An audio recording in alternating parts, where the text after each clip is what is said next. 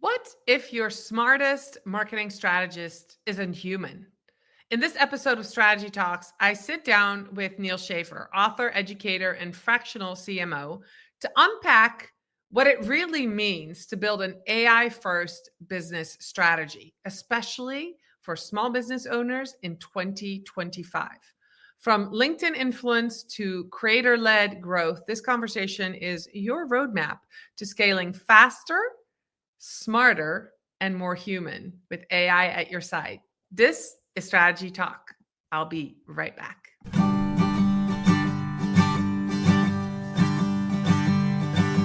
Let's strategize together.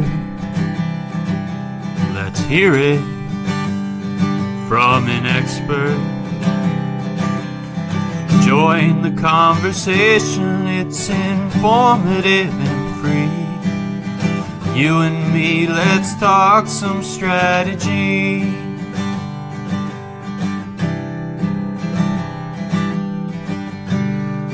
Now here's your host, Morin-van.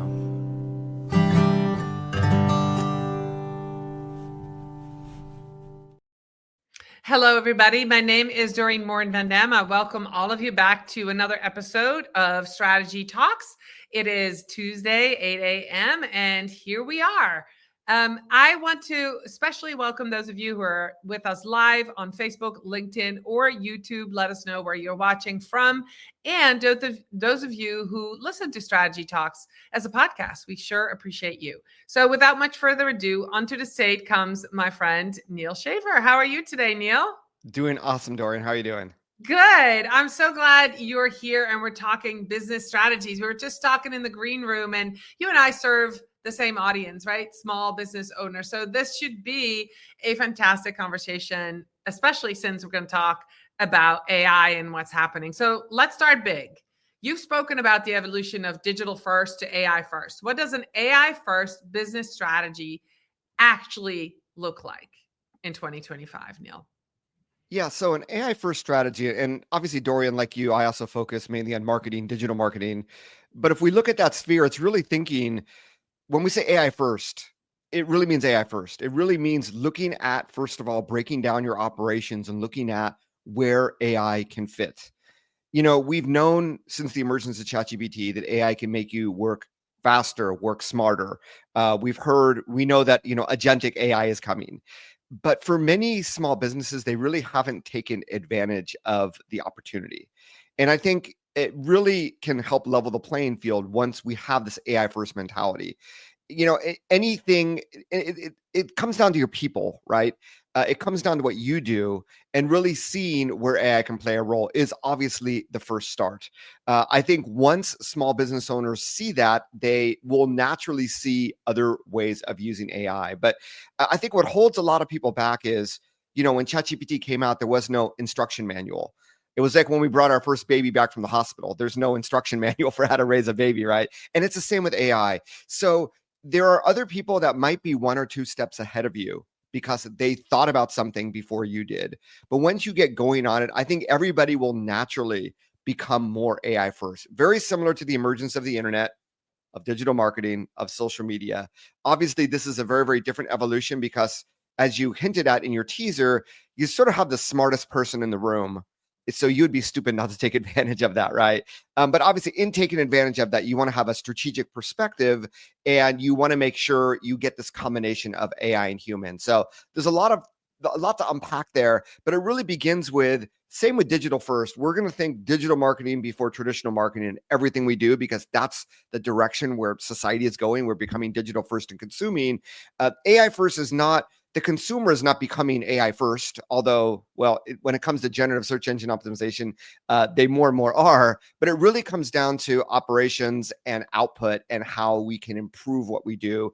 Have things that have content that has more impact, operations that have more impact, more personalized, et cetera, et cetera. So that's what I mean. And I know it's a lot to cover, but it all starts with, we're not going to be afraid of AI. We understand its limitations, its biases. We understand we need to give it training data for it to sound like us and represent our brand, but it's really going full force in and taking advantage of that opportunity and looking for different ways of utilizing it. All right. So I have a follow-up question on that. On what your experience, what you're seeing right now, who is leading the charge in small businesses? Is it the marketing team that discovers all these tools and brings it to the stakeholders? Is it the stakeholders listening to somebody like you, reading your book and saying, we need more AI? Where, or, really what I'm asking, where's the bottleneck? Why aren't more people doing this? Is there a disconnect between what we as marketers are now teaching and preaching, or the availability of people teaching this? What's the holdup right now of advancing more small businesses into that AI first thinking? Yeah, I like to circle back 15 years to the emergence of social media. And the people that were leading the charge then were either those business owners that were, they were influenced by, a book they read, a webinar they went to, a podcast they listened to. And it really came down to that education, right? They understood that this is impactful. They need to do something, and they led the charge. On the other hand, you do have that practitioner, which often is in marketing, that says, hey, I had a client and they just started using Jasper to write blog posts, like 100% AI written. And we had to talk about that afterwards, but it was someone curious. And with marketing, it's interesting because it can, once you start using it, you realize, wow, this can save a lot of time. And I think that content creation piece with generative AI is a natural place where a lot of people start, but often it comes down to that education, right? At the management level, the small business owner saying, hey, this is something we really need to strategically look at. Let's look at what we're doing currently and let's put a strategy together going forward. So someone needs to do that. Often small businesses, it's the same old story. It's lack of resources. You're not going to have one person that just does AI all day, but it's really important to find someone in your organization that can help. Back in the day, they were called social media leads.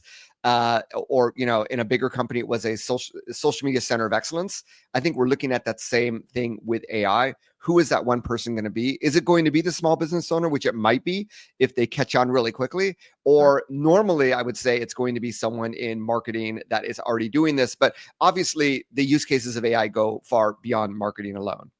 Yeah. And I want to just throw this out there. I was at a conference recently that had nothing to do with social media and AI, but it had a social media and AI panel.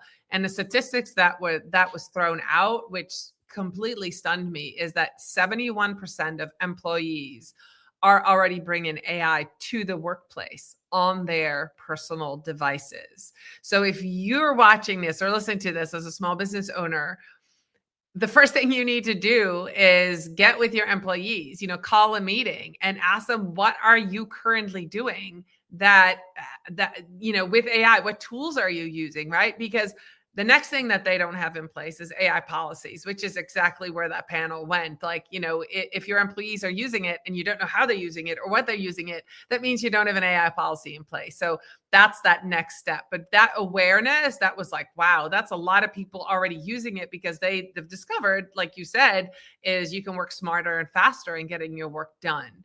So let's go on to, like, you called Chat GPT like the smartest team member, right? So where do you actually trust AI today in that, chief marketing officer level role? And when we talk about leadership, where should and how should, like, say, a CMO lead versus letting AI take over leadership? Maybe not. Like, how do we balance that? Because that's that's a lot to give to somebody, give to, even to an AI, right? So how do you balance that piece? Yeah, I mean, you always need to be human led. Because just like anything you find on the internet, you can't take what AI outputs as is. It is obviously not 100% trustworthy. It hallucinates. It does not know nearly enough about you and your brand and your business than you do, right? So I don't think we're talking about getting rid of people. Where AI as a CMO comes into play is if you're a solopreneur and you don't have marketing expertise, then yes, it is not the most ideal thing. But if you can feed it a lot of information and you can assess what it provides you, it can help you answer a lot of questions. And once again, Dorian, it really begins with starting to use it. As those 70% of employees have found various ways to use it, it's, what? I have this contract. I don't know if I should sign it. Let me get a second opinion or a third opinion. and it's merely uploading that to AI, having a natural conversation. I'm not a big, these are the must-have prompts. It really comes down to natural conversations and context and training data, and really saying, what do you think about this? I will go into, we were talking about liquor stores when we started. I'll go into a wine store and I don't have time to research these 5 different wines. So I will go into ChatGPT and I'll literally say, I'm trying to decide between these 5 wines, go online, find what wine reviews you can see, and what is going to be the, what would you recommend based on these circumstances? And within 15 seconds, it will come back with something. Now, that is not for business, that is for personal use, but it is just an example where, that result may not be 100% accurate. It may be biased, but it's good enough. And I think, I had someone on my podcast talking about search engines like 3 years ago, saying, Google is not the only player. We have Apple, we have Amazon. This was before ChatGPT. Obviously, we have ChatGPT. If the answer is good enough, it's good enough to let us proceed forward. So obviously, if you have a full-time marketing person, that person should be in charge, right? It should be AI assisted throughout your organization. It should be where, the CMO is reporting to the CEO. The CEO may say, hey, based on these circumstances, what did AI say? And I think we're going to see a lot more of that, where the head of marketing is going to go, I had a conversation with AI. It also recommended this, or it recommended this, but based on past results, I still recommend we go this direction. And if I was a CEO, I would be doing the same thing. And I'm sure a lot of managers are getting, information from other people, getting reports, and they're probably going into AI and saying, hey, what do you think about this? And that's, a great use case scenario just of getting a second opinion, whether it doesn't matter how accurate it might be, it is a second opinion. Very similar during, I recently came out with 2 books. I could have hired a company to write a press release, or I could have done it myself in ChatGPT. The press release company might have been using AI as well. They might be using the same ChatGPT. So I think at some point we get to this realization that obviously we want to do our best possible, but having a strategy also means having a direction forward, knowing that we're going to pivot based on the results anyway. So that's where it could become really powerful if you do not have those internal resources. And that's why for small businesses, AI, I believe, is more revolutionary than it is for larger businesses, because you're resource strapped. And AI can give you those much needed resources, the much needed opinion, rather than having to hire a group of experts. You can actually build that team to some extent using AI. Yeah, I love that. So you're basically saying, to recap, is that it's AI first, but human led, and using AI to do the research, analyzing all of that, but then humans make the final decisions and the strategic, and use AI as a resource for feedback and going back and forth, right, to basically confirm what you as a human think the strategy moving forward should be. So I love that. That's kind of how I use strategy on my own too. So let's shift to LinkedIn, right? So you wrote the book, Maximizing LinkedIn for Business Growth. And if so, has your strategy for LinkedIn shifted with the, AI coming into the picture? And if so, how has your strategy shifted? So I would say that my strategy has shifted because the algorithm is always changing. And Dorian, you're the first person to speak about this, and the emergence, the true emergence of video on LinkedIn, the devaluation of link-based content, those link preview images getting smaller and smaller over time. Oh my gosh, they're like teeny tiny now. That's crazy. Yeah, they have no meaning. Except if you write a LinkedIn newsletter, you still get a really big header. So right, the prevalence of LinkedIn newsletters. So all of that has, forced me. I take LinkedIn the most personal of all the social networks. There might be content like a short form video where I post everywhere, but on LinkedIn, I don't. It's the one social network where I do not pre-schedule content like on other networks. I do it inside LinkedIn, but I'm really doing it on a weekly cadence now. So where AI has helped me is it's helped me obviously in content development, in the repurposing of content for the LinkedIn audience, right? Knowing that audience is very, very specific compared to other networks. So AI provides a great filter to pass content through, to make modifications to help adapt to that network, to that community. And this is how personalization with AI works as well. I have played around using AI on the analytics side. I found that it was giving me the same results week in, week out. So I sort of went back to the drawing board and doing human-led analytics on my LinkedIn content right now, which I don't find takes up a lot of time and I feel like I'm in more control over. I have also experimented with using LinkedIn for things like profile optimization. So I don't think the AI strategy on LinkedIn, the profile, you set it up and you're sort of done. Maybe once every quarter you look at it again. So yes, there is an area. I think for just ongoing content repurposing, content development, it has definitely played a role. I recently came out with my own podcast episode where I was looking at especially text captions. And when you look at people that have a lot of followers and get a lot of engagement on their content, there seem to be these formats, these templates, these types of content that we see that get a lot of engagement. So being able to repurpose your own thoughts and ideas into that format is something I've been experimenting with mixed results. But those are the things where I'm currently playing around with AI on LinkedIn. But at the end of the day, it comes down to the human connection. It comes down to the human engagement. It comes down to networking, developing relationships, and that has to be human done. But in the back end, right? I mean, AI can help you become more efficient and hopefully give you better results. Yeah, no, I'm seeing the same thing. The algorithm changes, and whatever works last summer is not working this summer with video. And, with the trending topics for the short form video on LinkedIn, it's a very different type of video than it worked before. It's still short form, but it's more TikTok-like storytelling versus before it was talking heads. People wanted to get your expertise, so you needed to be on video. And now a lot more people are showing their point of view. So if you want to experiment with any short form video, that's what I'm going to be experimenting with. I just did a analysis too of, what was working and what's not working. And I've kind of hit this dead end. So I revived my newsletter. I'm going to start sharing point of view videos and, hoping to hit the algorithm again with something new, because like you said, it's constantly changing. Dorian, I just want to give a follow-up as I was thinking while you were talking. Like a year ago, before AI was part of my operations, I would basically be posting link-based posts on LinkedIn. That was my posting strategy. I would be sending the same things to other networks.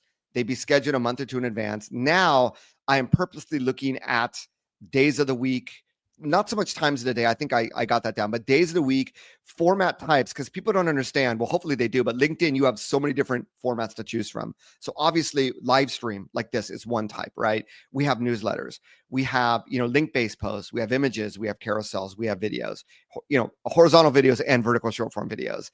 So I'm trying on a weekly basis to test all those formats. And we also have the topics that we talk about, right? And really seeing what format, what topic, what days of the week. And every week I'm looking at my analytics and trying to adjust that and optimize that. So AI has given me the ability to be able to, whether it is a newsletter, obviously with short form video, I use Opus Pro very, very, with my podcast interviews. But AI has enabled me to create this infrastructure to effectively fine tune all of this. So this is the thing with AI, it may not, we end up spending more time on AI than we might think, but it allows us to do way more in a way more strategic way than we used to be able to do. So I just wanted to throw out that analogy of now compared to a year ago. So I'm getting way more impressions, way more comments, way more engagement, way more visibility because of these activities. And down the road, obviously that leads to more business.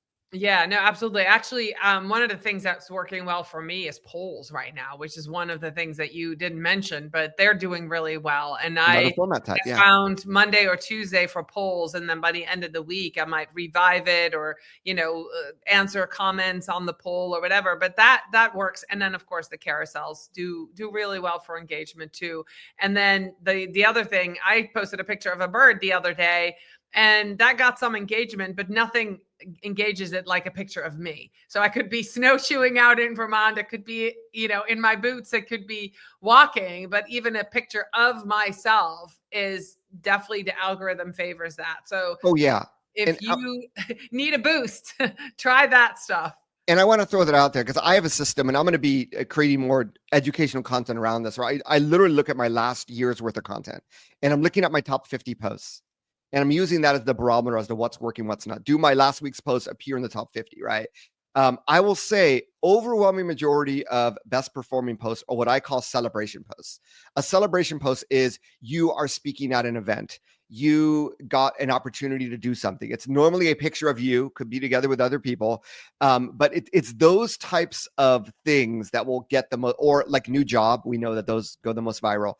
Those are the things that at the end of the day are gonna be best. So if you can get into a daily habit of showing up with something to say, something to celebrate, something to announce, not like a promo, but something that happened in your life, right? Those are the things that by far do best. So as much as we talk about all these other things, sometimes it gets back to that natural human self of just showing up and sharing, what you're experiencing and getting authentic engagement from that. Yeah, so that is a perfect shift into the last part of this interview: personal branding, influencer marketing. You wrote a book, Digital Threads, and in the book, you explore the evolving role of content, trust, digital identity. So, we just talked about that. How do personal brands become strategic growth assets, especially in the AI influence world? Well, you kind of answered part of that by saying, share more of you and yourself, right? But if you're a B2B company, for example, I know some small businesses are B2B, not everybody is a B2C where you sell a product. A lot of B2B companies sell services, right? They're small businesses.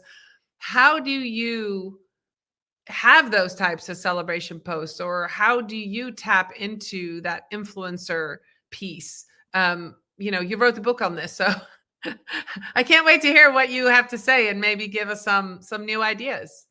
Yeah, well, this is a future book because I believe that we've talked about personal branding for decades, but really, if you are that small business owner, it has way more impact on the success of your business, right? Because it is, we resonate more with people than with brands than with logos. So the ability of a person to speak, to be heard, to share their advice, is just a natural extension of what a business does. Let's put it this way: if you're not leveraging your personal brand on LinkedIn as a B2B service owner, what are you going to talk about? Now, often you're going to share, strategic advice, I'm sure. But when you come up as a person, we know, it's funny on the intake form, Dorian, you asked me for my LinkedIn personal profile URL and my company page URL. I didn't even include my company page URL because I know it's not going to get any engagement. Why bother? And I don't bother, right? So if you look at the small business owner presence on LinkedIn, should come down to your personal profile. And therefore, it should come down to your personal brand. Because if you have a robust personal brand where you are defining who you are, what your mission is, what your values are, and you talk about these things, and the services you provide are a natural extension of that, that is going to be a much bigger attractive magnet to others. It also gives you more things to talk about. One of my clients, so my past is B2B. I'm a B2B, small business owner like you are, Dorian. One of my clients is a advisor to CEOs. So he has decades of experience. So I'm working with him now to really bring out those decades of experience, tell stories about what you've learned. And through developing that personal brand, he is going to be able to connect with a lot of people. And that is going to be a strategic, engine of business growth. So I know a lot of lurkers on LinkedIn. They don't want to share these personal things, but we also know, Dorian, I like to say, 90x% of LinkedIn users do not post regularly every month. I still believe that. So just by showing up once a week, twice a week, sharing these stories, these perspectives, doesn't have to be video either, right? It could be a newsletter, it could be text, but just doing that will give you this visibility in a way that if you're just promoting your services, it's just going to be a lot more effective. And I think it's just a lot more natural because people don't necessarily buy what you do. They buy why you do what you do, something we've talked about in marketing for a while. So that gives you the ability to just build this connection, emotional connection, build trust, build authority, because it's coming from a person. And we still are, animals that engage with other people, that we connect with other people. So that to me is the reason why it's just a no-brainer for every small business owner to really develop this personal brand on LinkedIn. And that's, like I said, my next book is what does that look like when I talk about all these things. But yeah, it's just such an opportunity, and I see those that do it. I mean, Dorian, you're an example. I'm an example. We reap all the benefits, but really anybody strategically could be doing a similar thing and reaping the benefits for themselves based on their own, their own sphere of influence, their own type of expertise experience that they have.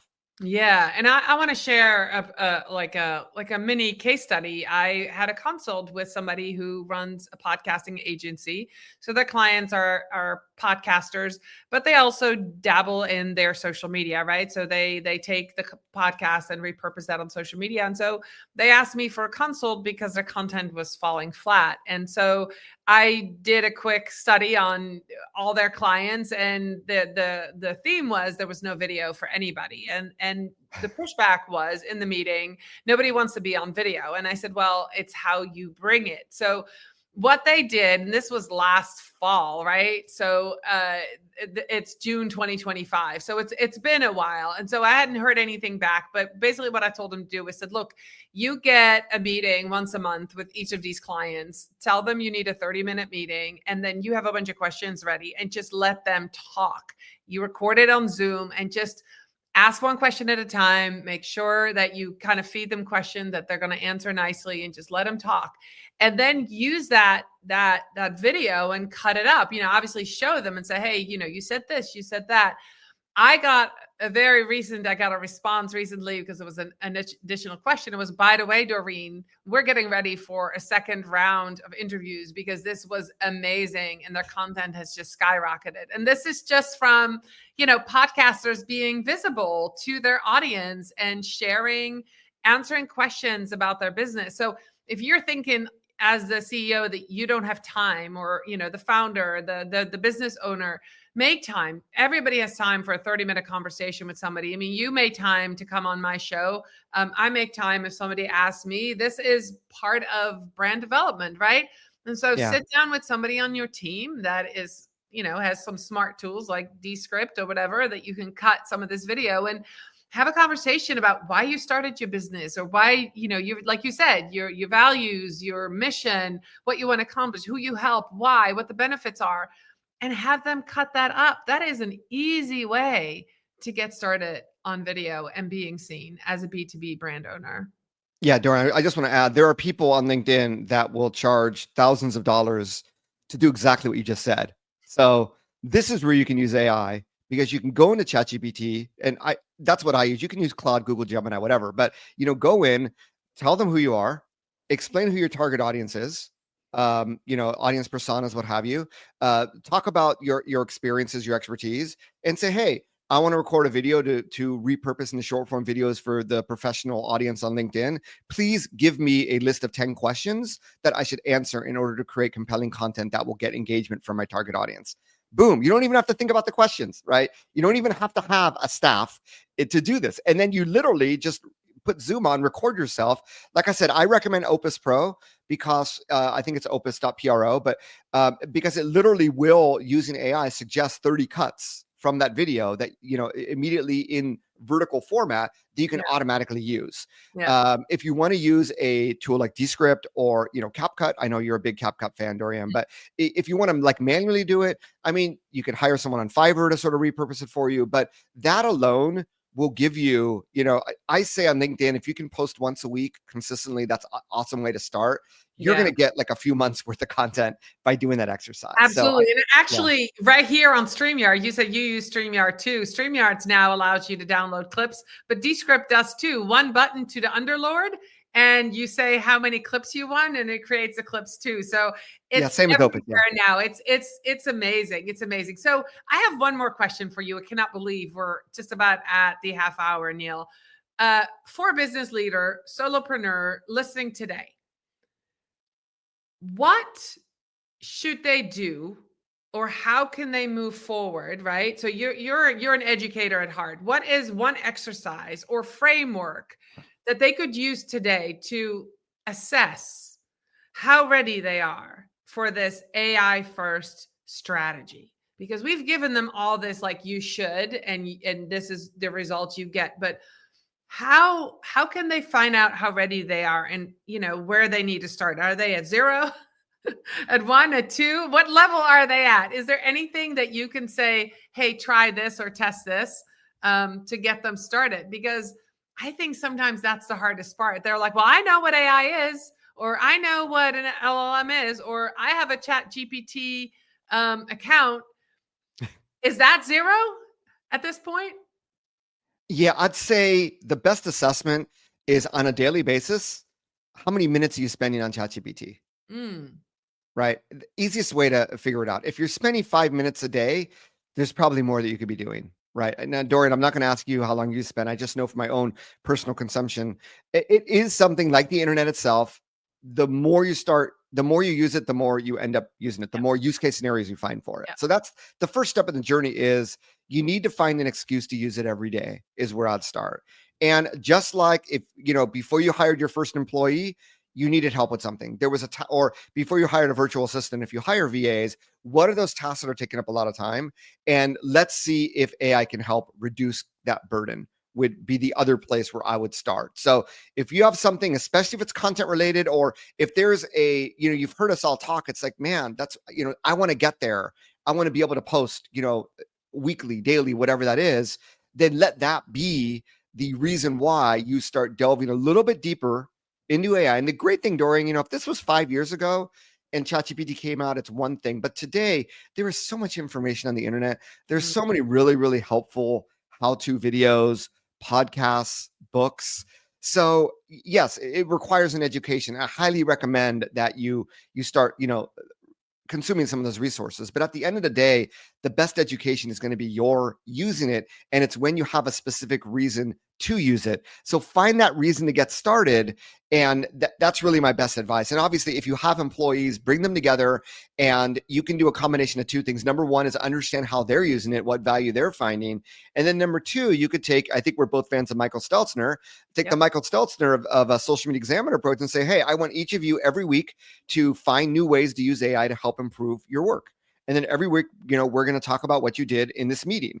So you don't always have to do it all yourself. If you have employees, you can ask them to do that R&D for you. But either way, all these advantages and the impact it can have, you need to get started because this is just becoming mainstream. And I do believe that those that figure out how to do this better earlier on are going to reap the benefits than if you waited a year, 2 years. So the key thing is to get started and find out what works best for your organization, for you, depending on where you are in that assessment.